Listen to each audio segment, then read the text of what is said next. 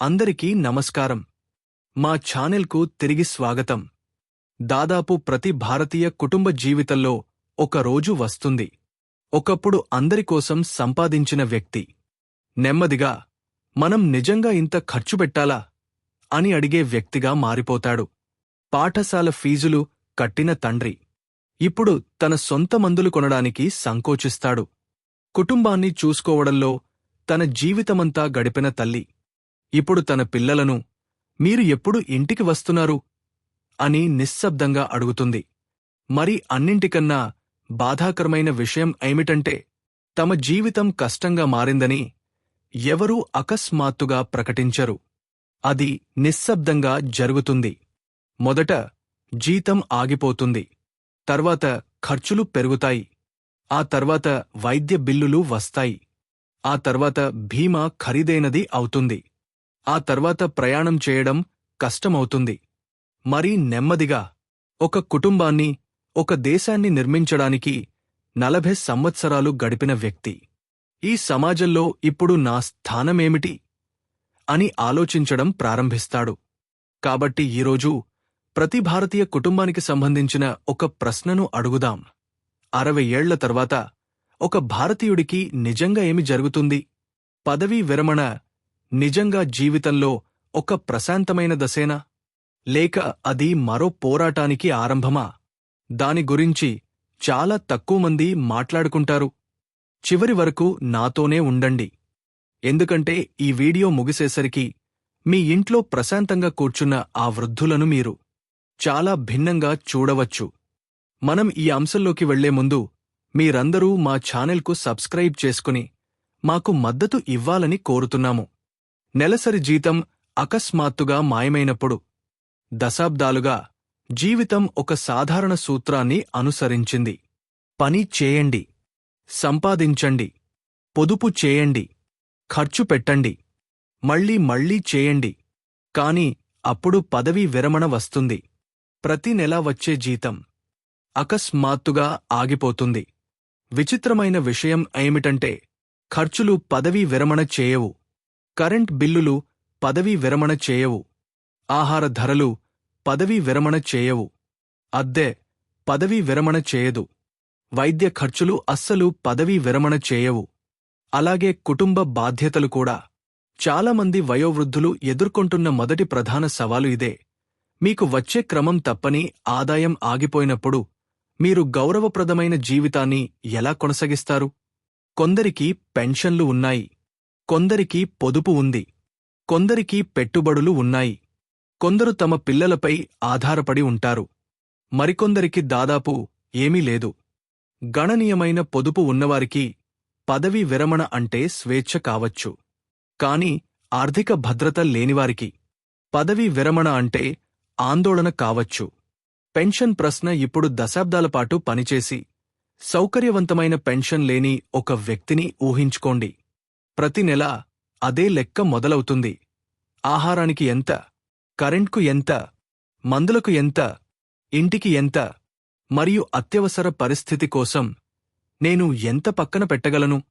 అందుకే వయోవృద్ధులకు ఆర్థిక సహాయం అనే ప్రశ్న చాలా ముఖ్యం. ఒక వ్యక్తి యొక్క పని సంవత్సరాల నుండి ప్రయోజనం పొందిన సమాజం ఇలా అడగాలి. ఆ వ్యక్తి యొక్క సంపాదన సామర్థ్యం తగ్గినప్పుడు ఏమి జరుగుతుంది? పెన్షన్ కేవలం డబ్బు కాదు. వృద్ధులకు దీని అర్థం స్వాతంత్ర్యం. దీని అర్థం ప్రతి 500 రూపాయల కోసం నేను మా అబ్బాయిని అడగనవసరం లేదు.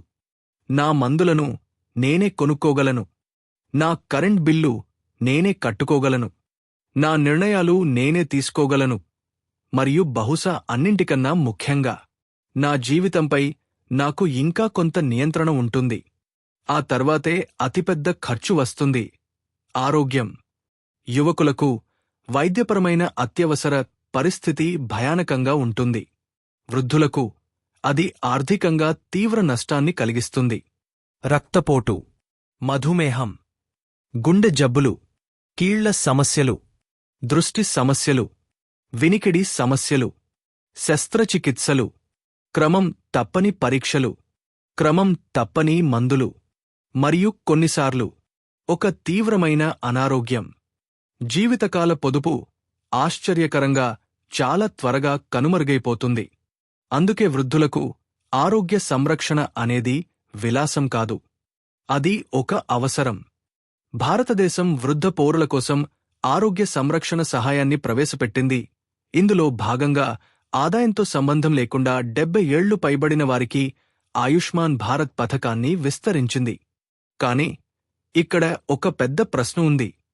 ప్రతి వృద్ధుడు తమకు అందుబాటులో ఉన్న సహాయాన్ని సులభంగా అర్థం చేసుకోగలరా, పొందగలరా మరియు నిజంగా ఉపయోగించుకోగలరా? ఎందుకంటే ఒక ప్రభుత్వ పథకం ఉండవచ్చు, కాని ఒక వృద్ధుడికి ఎలా దరఖాస్తు చేసుకోవాలో తెలియకపోవచ్చు. వారికి పత్రాల పని అర్థం కాకపోవచ్చు. వారికి డిజిటల్ నైపుణ్యాలు ఉండకపోవచ్చు. వారు ఆసుపత్రికి చాలా దూరంగా నివసిస్తూ ఉండవచ్చు. మరియు కొన్నిసార్లు వారు అధికార యంత్రాంగంతో పోరాడటానికి చాలా వృద్ధులుగా లేదా చాలా బలహీనంగా ఉండవచ్చు.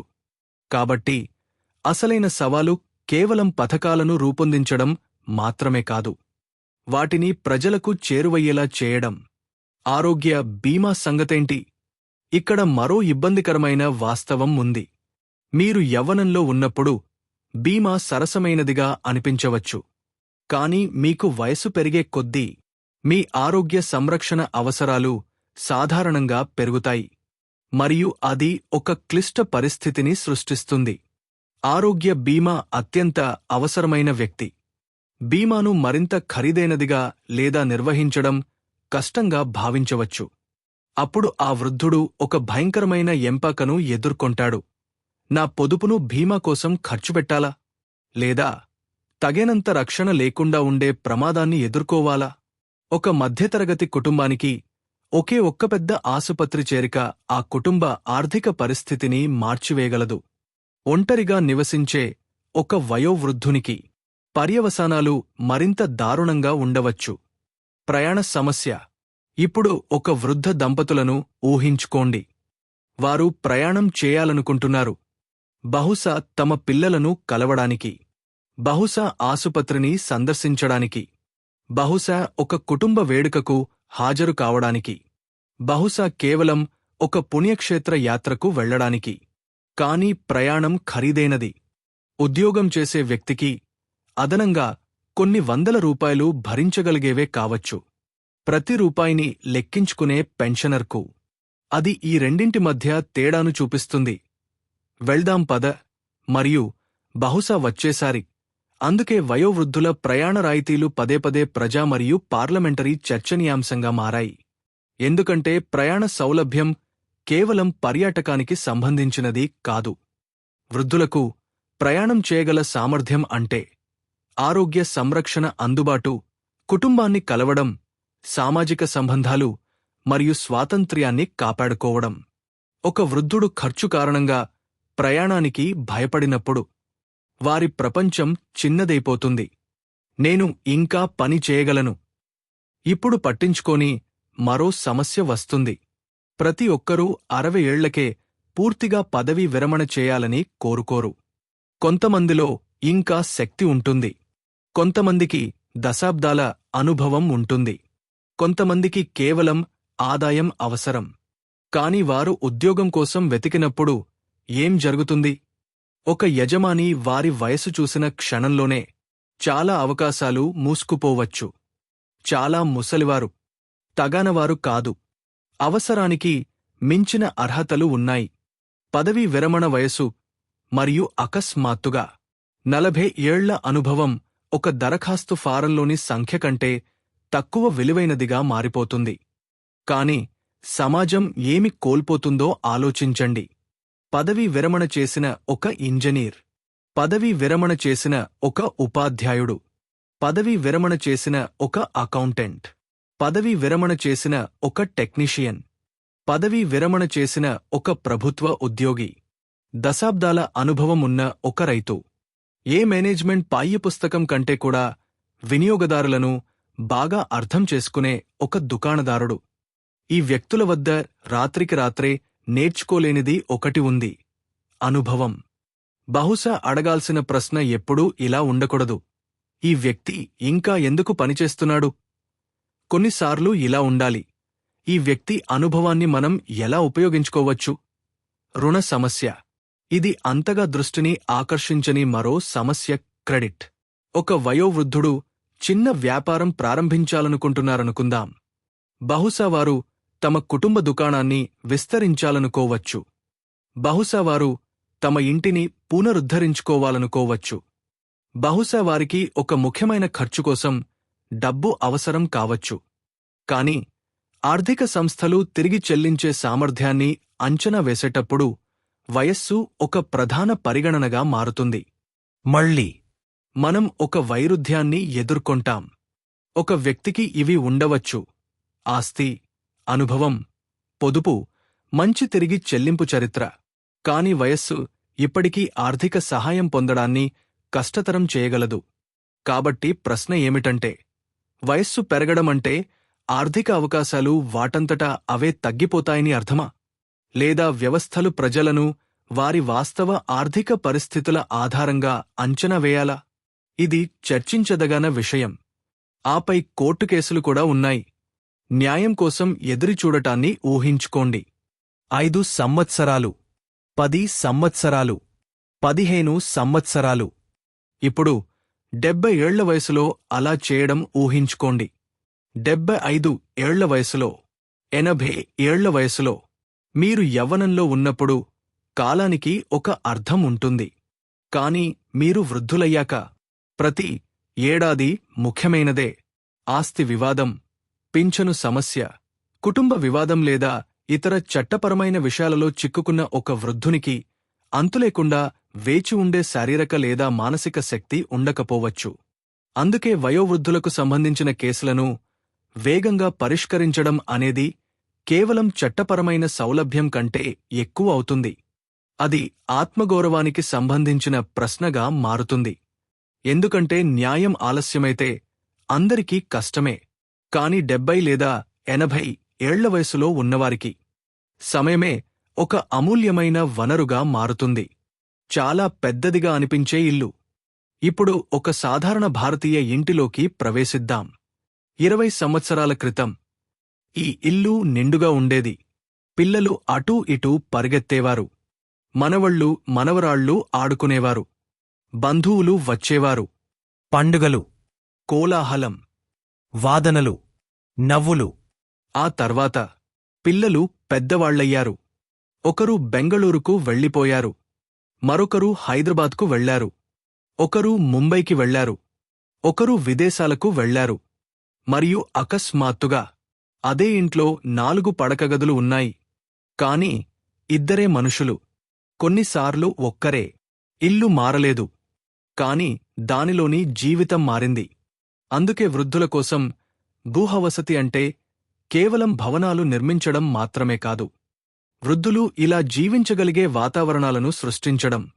సురక్షితంగా, స్వతంత్రంగా, సామాజికంగా మరియు గౌరవంగా.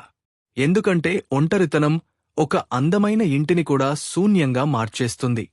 అత్యంత అదృశ్యమైన సమస్య ఒంటరితనం.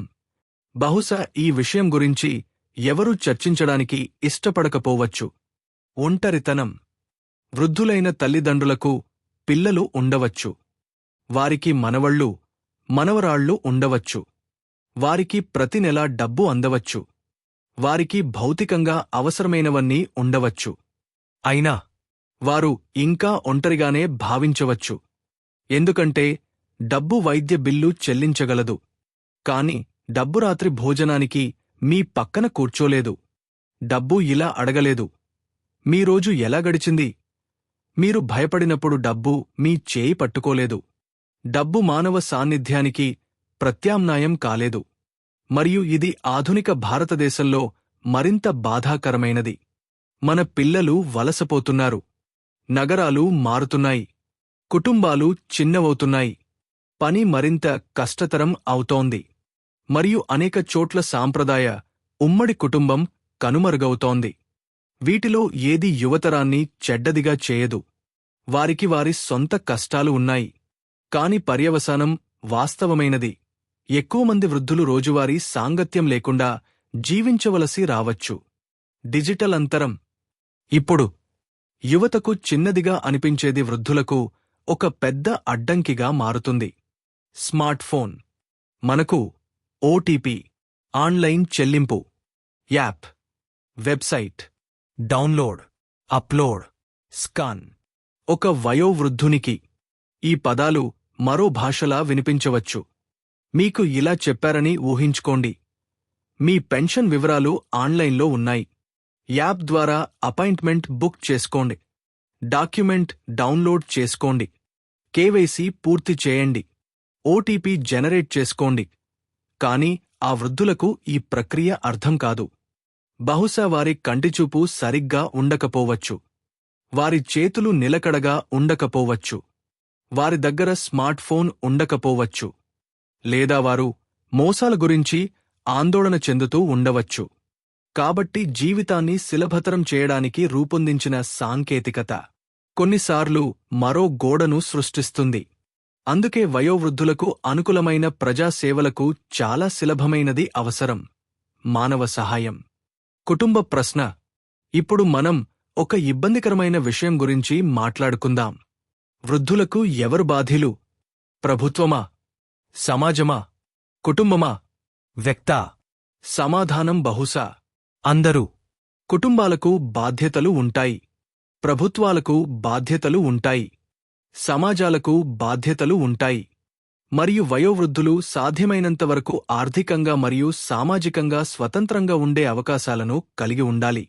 కానీ మనం చేయగల అతి పెద్ద తప్పు వృద్ధులను ఒక భారంలా చూడటమే. ఎందుకంటే వారు ఇతరులపై ఆధారపడకముందు వారు పోషకులుగా ఉండేవారు. వారికి సహాయం అవసరం కాకముందు వారు సహాయం చేసేవారు. వారు మందులు అడగకముందు వారు మనకోసం మందులు కొనిపెట్టేవారు. వారు మనల్ని ఆసుపత్రికి తోడుగా రమ్మని అడగకముందు వారు మనల్ని పాఠశాలకు తోడుగా తీసుకెళ్లేవారు. వారు తమ పదవీ విరమణ గురించి ఆందోళన చెందకముందు వారు మన భవిష్యత్తు గురించి ఆందోళన చెందేవారు. నేను చేసిన తప్పు ఏమిటి? బహుశా ఇదే అత్యంత బాధాకరమైన ప్రశ్న. ఒక వృద్ధుడు ఈ మాటను ఎప్పుడూ గట్టిగా చెప్పడు. కాని కొన్నిసార్లు లోలోపల వారు ఇలా ఆలోచించవచ్చు: నేను చేసిన తప్పేంటి? నేను జీవితాంతం పనిచేశాను. నా పిల్లలను పెంచాను. నా బిల్లులన్నీ చెల్లించాను. నియమాలను పాటించాను. ఇప్పుడు నేను ఒక భారంలా ఎందుకు అనిపిస్తోంది? ఏ తల్లిదండ్రులు అడగకూడని ప్రశ్న ఇది. వృద్ధాప్యం ఒక వైఫల్యం కాదు. సహాయం అవసరం కావడం ఒక వైఫల్యం కాదు. పదవీ విరమణ ఒక వైఫల్యం కాదు. వృద్ధాప్యం అనేది కేవలం మానవ జీవితంలో ఒక భాగం. మనం నిజంగా మన భవిష్యత్తు కోసం సిద్ధమవుతున్నామా? ఇక్కడే ఒక మలుపు ఉంది. మనం వయోవృద్ధుల గురించి మాట్లాడినప్పుడు మనం తరచుగా వేరొకరిని ఊహించుకుంటాం. మన తల్లిదండ్రులను, మన తాతామామ్మలను, మన పొరుగువారిని. కాని ఎవరూ తప్పించుకోలేని ఒక నిజం ఉంది. మనం తగినంత కాలం జీవించే అదృష్టం పొందితే మనం వాళ్లమే అవుతాం. ఈరోజు ఈ వీడియో చూస్తున్న ఈ యువకుడు ఒకరోజు పదవీ విరమణ చేసిన వ్యక్తి కావచ్చు. ఈ వీడియో చూస్తున్న యువతి ఒకనాడు అమ్మమ్మ కావచ్చు. ఈరోజు వ్యాఖ్యలు టైప్ చేస్తున్న చేతులు ఒకనాడు వణకవచ్చు. ఈరోజు ఈ తెరను చదువుతున్న కళ్ళు ఒకనాడు మరింత శక్తివంతమైన కళ్లద్దాలు అవసరం కావచ్చు. ఈరోజు వేగంగా నడుస్తున్న కాళ్ళు ఒకనాడు నెమ్మదిగా కదలవచ్చు. కాబట్టి మనం నేటి వయోవృద్ధుల కోసం ఒక సమాజాన్ని నిర్మించినప్పుడు నిజానికి మనం రేపు జీవించబోయే సమాజాన్ని నిర్మిస్తున్నాము. ఒక మంచి సమాజం ఎలా ఉండాలి? ఒక మంచి సమాజం కేవలం మిలా అడగకూడదు: వయోవృద్ధులకు మనం ఎంత డబ్బు ఇవ్వగలం? అది ఇలా అడగాలి: వారు స్వతంత్రంగా, గౌరవంగా జీవించడానికి మనం ఎలా సహాయం చేయగలం? అంటే తగినంత ఆర్థిక భద్రత, అందుబాటులో ఉండే ఆరోగ్య సంరక్షణ, సరసమైన బీమా, వయోవృద్ధులకు అనుకూలమైన ప్రజా రవాణా, ఇంకా పని చేయాలనుకునే వారికి అవకాశాలు, రుణాలకు సమాన ప్రాప్యత, వేగవంతమైన న్యాయ సహాయం, సురక్షితమైన గృహవసతి, డిజిటల్ సహాయం, ఆర్థిక మోసాలు మరియు దోపిడీల నుండి రక్షణ, సామాజిక ప్రదేశాలు, సమాజ మద్దతు, మరియు అన్నింటికన్నా ముఖ్యంగా గౌరవం. ఎందుకంటే వయోవృద్ధుల సంక్షేమం అనేది కేవలం మరో ప్రభుత్వ పథకం కాదు. అది ఒక సమాజం తన పూర్వీకులను ఎలా చూస్తుందో తెలిపే ఒక కొలమానం. అయితే 60 ఏళ్ల తర్వాత ఒక భారతీయుడి పరిస్థితి ఏమిటి? కొందరికి పదవీ విరమణ స్వేచ్ఛను తెస్తుంది. ఇతరులకు అది ఆర్థిక అనిశ్చితిని తెస్తుంది. కొందరికి పిల్లలు దగ్గరగా ఉంటారు. ఇతరులకు ఇల్లు బాధాకరంగా నిశ్శబ్దంగా మారుతుంది. కొందరికి ఆరోగ్య సంరక్షణ సర్దుబాటు చేసుకోగలిగేలా ఉంటుంది. ఇతరులకు ఒక్క అనారోగ్యం దశాబ్దాల పొదుపును నాశనం చేయగలదు. కొందరికి పింఛన్లు ఉంటాయి. కొందరికి ఆస్తి ఉంటుంది. కొందరికి బీమా ఉంటుంది. కొందరికి ఆశ తప్ప మరేమీ ఉండదు. కాని ప్రతి గణాంకం వెనుక ఒక మనిషి ఉంటాడు. ఒక తండ్రి, ఒక తల్లి, ఒక తాత, ఒక నానమ్మ, ఒక ఉపాధ్యాయుడు, ఒక రైతు, ఒక సైనికుడు, ఒక కార్మికుడు, ఒక గృహిణి, ఒకప్పుడు మనల్ని మోసిన వ్యక్తి, మరియు ఇప్పుడు మనం వారి పక్కన నడవవలసిన అవసరం వారికి ఉండవచ్చు. కాబట్టి బహుశా ప్రశ్న ఇది కాదేమో, వృద్ధులకు మనం మేమి ఇవ్వాలి? బహుశా ప్రశ్న ఇది కావచ్చు, తమ జీవితమంతా మనకు అంకితం చేసినవారు మన నుండి ఏమి పొందడానికి అర్హులు? వారు భద్రతకు అర్హులు. వారు ఆరోగ్య సంరక్షణకు అర్హులు. వారు స్వాతంత్ర్యానికి అర్హులు. వారు సాంగత్యానికి అర్హులు. వారు తమ గొంతును వినిపించడానికి అర్హులు.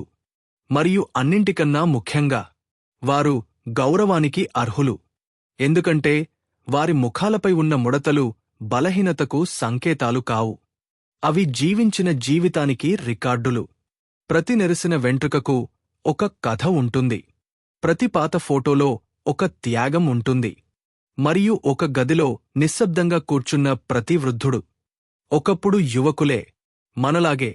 కాబట్టి తర్వాతిసారి మీరు ఒక వృద్ధుడు ఫోన్తో ఇబ్బంది పడటం చూసినప్పుడు నవ్వకండి. వారికి సహాయం చేయండి. తర్వాత మీ తల్లిదండ్రులు అదే కథను మళ్ళీ మళ్ళీ చెప్పినప్పుడు మరోసారి వినండి. తర్వాతిసారి మీ తల్లిదండ్రులు అదే కథను మళ్ళీ మళ్ళీ చెప్పినప్పుడు మరోసారి వినండి. తర్వాత మీ నాన్నగారు మిమ్మల్ని 5 నిమిషాలు కూర్చోమన్నప్పుడు ఎప్పుడూ తీరిక లేదని చెప్పకండి. మరియు తర్వాతిసారి మీ అమ్మగారు ఎప్పుడు ఇంటికి వస్తున్నావు అని అడిగినప్పుడు గుర్తుంచుకోండి, మీకోసం ఎవరైనా ఇంటికి రావాలని మీరు కోరుకునే రోజు రావచ్చు. వృద్ధులను గౌరవించడం ద్వారా మనం వారికి ఏమీ అపకారం చేయడం లేదు. మనం మన భవిష్యత్తును కాపాడుకుంటున్నాము. వృద్ధులు సానుభూతి కంటే ఎక్కువ అర్హులని మీరు విశ్వసిస్తే, వారు భద్రత, గౌరవం మరియు మర్యాదకు అర్హులని మీరు విశ్వసిస్తే, ఈ వీడియోను పంచుకోండి. ఎందుకంటే ఇది కేవలం వారి కథ కాదు, ఇది మన కథ. మరియు చివరికి ఇది మనందరి కథ అవుతుంది. ఈ సమాచారం మీకు విలువైనదిగా అనిపిస్తే దయచేసి మీ వాట్సాప్ మరియు ఫేస్బుక్ గ్రూపులలో పంచుకోండి. మీ ప్రశ్నలతో క్రింద వ్యాఖ్యానించండి మరియు వాస్తవాధారిత అప్డేట్ల కోసం సబ్స్క్రైబ్ చేయడం మర్చిపోకండి. ఈ వీడియో చూసినందుకు ధన్యవాదాలు.